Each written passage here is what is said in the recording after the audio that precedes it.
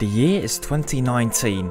We've got so many good games right now, but still, some people are suggesting to play Planetside 2. Right now, if you want your shooter fix, you can play Call of Duty. If you want your tactical fix, you can just play Battlefield. And if you want to play a Battle Royale, why don't you go with Apex Legends? There are so many choices, but why Planetside? Today we're gonna find out if it's still worth checking out Planetside 2.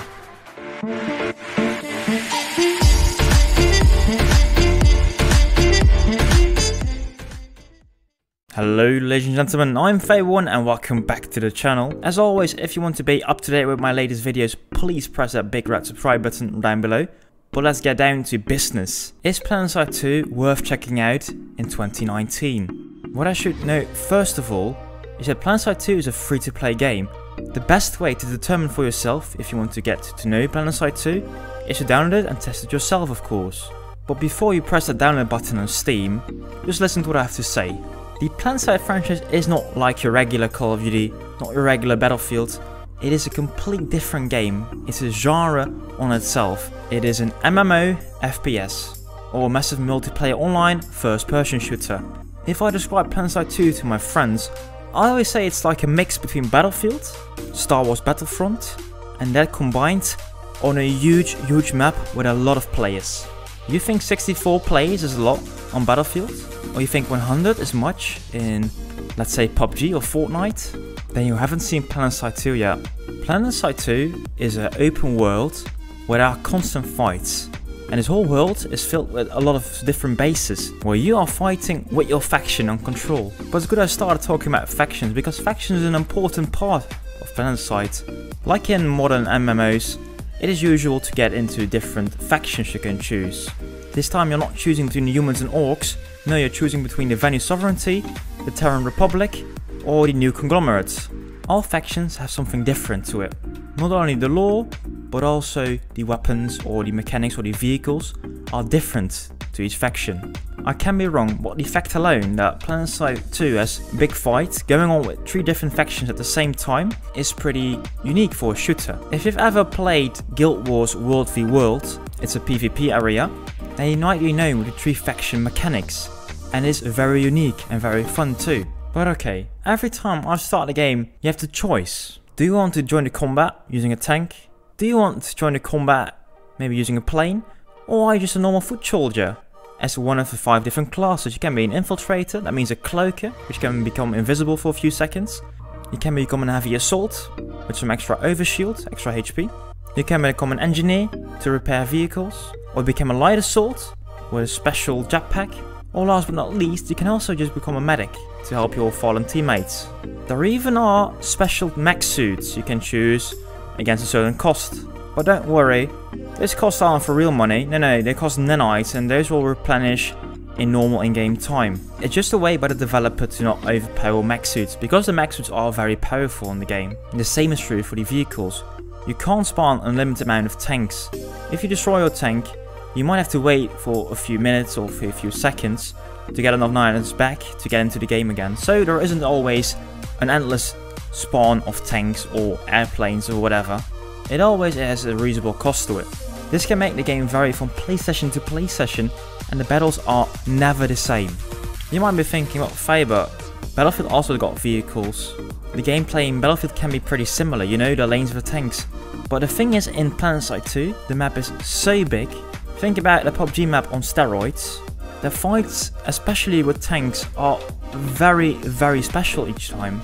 Of course, you do encounter some similar gameplay sometimes, but to me, the replay value of Planetside 2 is very high. Whereas in Battlefield, for example, you sometimes switch the maps to have some more fun. The fights in Planetside 2 are so dynamic that you'll have to look from minute to minute how the fight has changed.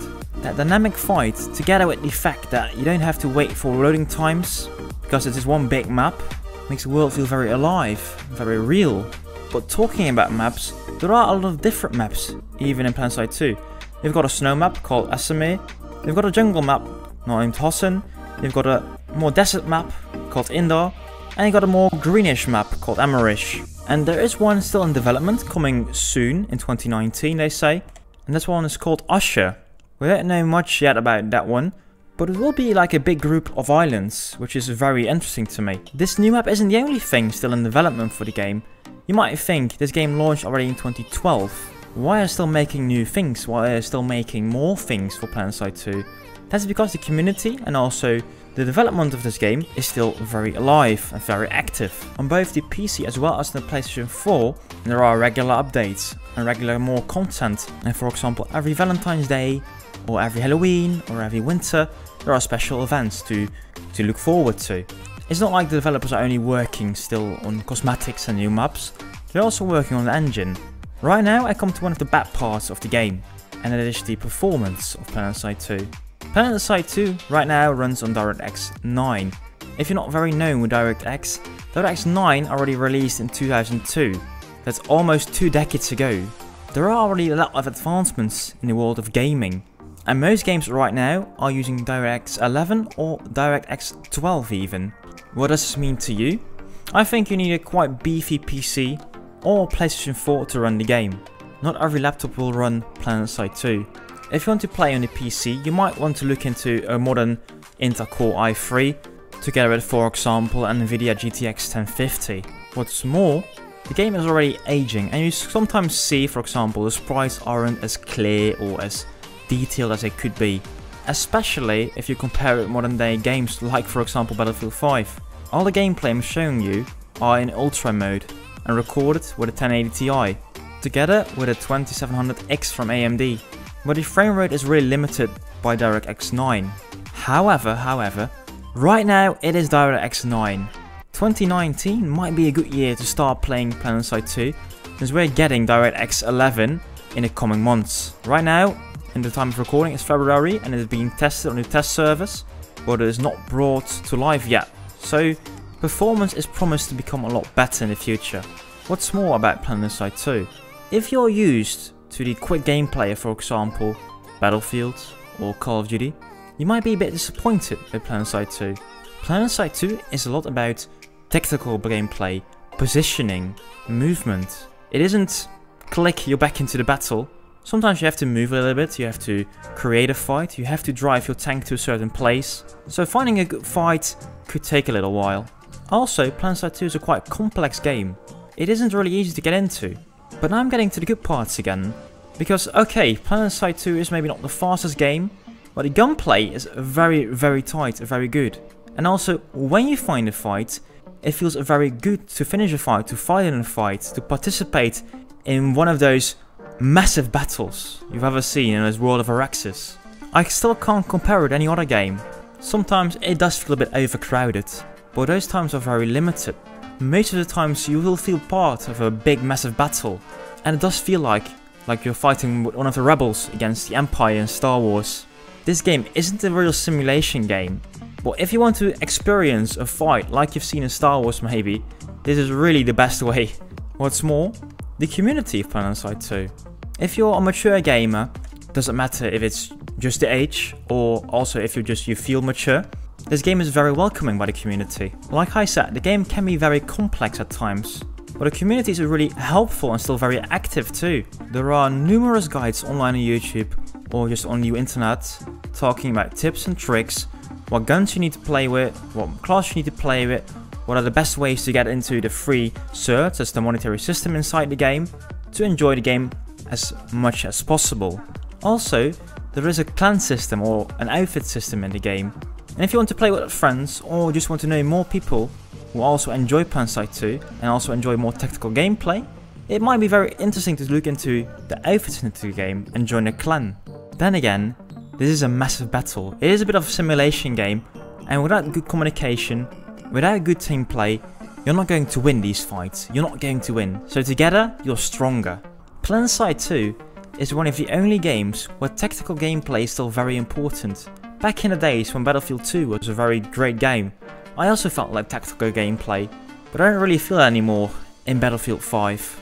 Planetside 2 and the Planetside 2 community is one of the most social communities and less toxic communities I've ever seen, but beware of these salty vets. There are just amazing shooters in this game. Players already started 6 years ago and just mastered the game. If you just start out in this game, you might die a lot, and I speak from experience. Even if you're a true gamer, a true FPS shooter, and you've got a lot of experience, you will still die and your KD will be very bad. What you will learn, The learning curve is very high, but once you master the game, once you start to learn how to shoot, how to position, how to play with your team, how to play with your class, I've rarely ever had a more fun experience in a video game. So to conclude, if you don't mind the bit older graphics, if you don't mind not reaching 240 FPS, if you do like a free-to-play shooter, if you like a bit of sci-fi, if you like the massive scale of real warfare, or if you just want to have a bit of fun, have a bit more social game, then maybe Planetside 2 is worth checking it out even in 2019 for you. But then again, that's mostly my opinion. Maybe your opinion differs and you've already played the game or tried the game previously and you don't like it as much as I do. That's very well possible. Just let me know in the comments what you think should be better, should be improved in Planetside. I think right now might be the best time to step in Planetside 2 and join the Planetside 2 community. Also it's because there is a new game coming very soon called Planetside Arena.